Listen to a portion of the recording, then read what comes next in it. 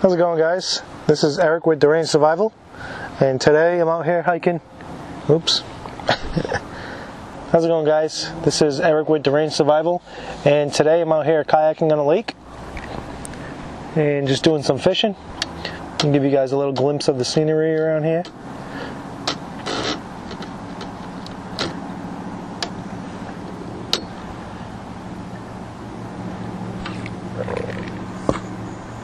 Oh, I got a fish. I got a fish! I got a fish! Oh, there goes my camera.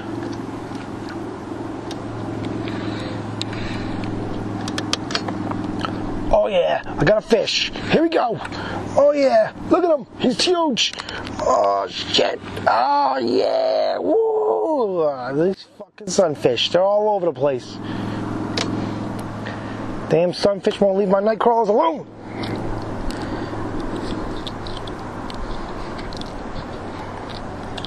Get out of here.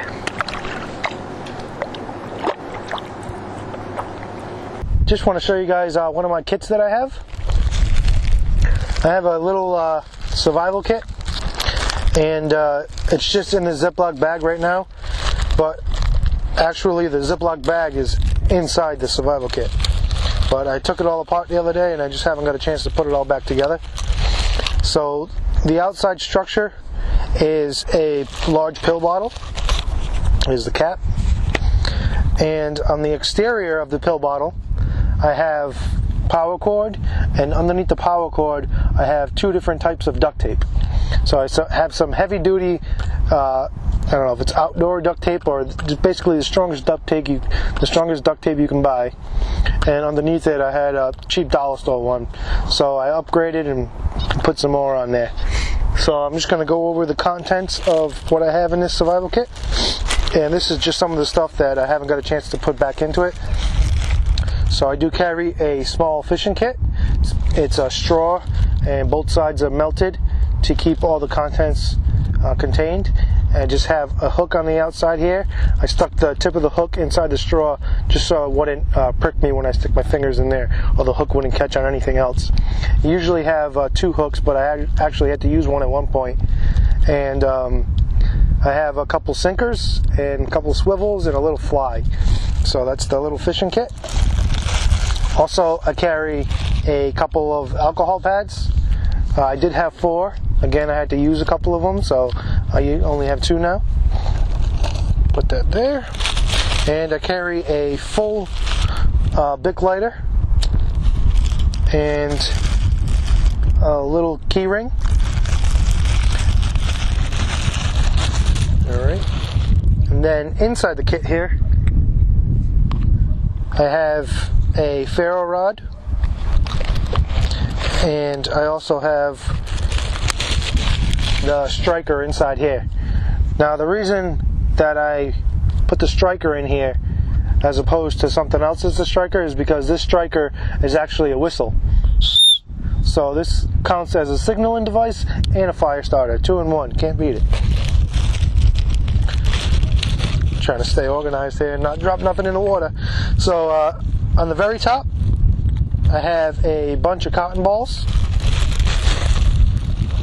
I carry 3 nails. I did have 4 at one point. I believe I used one to bang into a tree and hang up my bag at one point. So now I only have 3. I got to update that. I have a straw. The reason I have the straw is if I need to use the bag as a container, I can easily suck the water out with the straw. And one thing you want to make sure, if you do put a plastic bag in one of your kits, make sure it doesn't have holes, because I learned that the hard way. Also inside I have the cheap little small candle, and it has a little tin thing on the bottom. And I have a small pocket knife. Just has a knife, file, little pair of scissors, and a toothpick. I also have 3 matches. I did have more, but I use this pretty frequently. And I also have the strikers in here as well. I'd probably recommend to use strike anywhere matches. Obviously these matches aren't going to be no good if I can't if I don't have a surface to strike it on. And you probably should get waterproof matches as well. So I just have the cheap matches. And the final thing that I have in here is just a piece of sandpaper. I can use this for sharpening my knife. Sometimes I use it if I get calluses on my hands or my feet. I'll just scrape away the calluses lightly. And you know, you can use sandpaper for the use of sandpaper as well to sand down some wood. And that's basically it. So I figured I'd do a little showing of one of my kits while I'm kayaking. And the reason I decided to do this is because I'm actually gonna use this kit right now. The other day I was carving some wood, and I did the stupid thing. I carved with my hand. I was holding a piece of wood and I was carving down, and I slipped off the piece of wood and it dug right into my finger. So you never want to cut towards your body ever. You don't want to learn the hard way. It's a pretty deep cut, but luckily I didn't cut my finger off. So I'm just going to use cotton ball here and a piece of duct tape and make a small bandage, because it was an open wound. It's kind of healing now, but I don't want it to cut open while I'm out here fishing and handling fish, and there's a bunch of bacteria and stuff like that around. So I'm going to bandage myself up, and I just figured I'd show you guys my little kit while I pulled it out. So I just remembered why I put the cheap duct tape on there as opposed to the heavy duty one, because I remember last time I used this on my skin, it hurt like hell pulling it off. So I did the stupid thing and did it again. So when I have to take this off, it's going to hurt like hell. So I would probably recommend using some cheap duct tape. Maybe do half and half. This way you can use this one as a bandage and it won't hurt like hell as you're pulling it off. Especially if you have an open wound. If you try to pull that off, it's going to rip that wound right open. That's probably what's going to happen. So I'm probably going to have to go home, soak this up, and hopefully the adhesive on this will wear away and I can just slip it off no problem. But it's probably going to hurt like hell when I got to pull this off. So again, I learned from my mistakes. What are you going to do? But still no fish. Using night crawlers as bait, just dropping it in the water and seeing what happens. But I got my little kit, and I got to package this back up, make it nice and compact for my next adventure. I'm actually going to go hiking on Mount Washington. May 29th, I believe, I'll be on the trail. So stay tuned for that. I got a quick tip for you guys if you do kayak fishing. So one thing I like to do, I have a small anchor here and attached to a rope.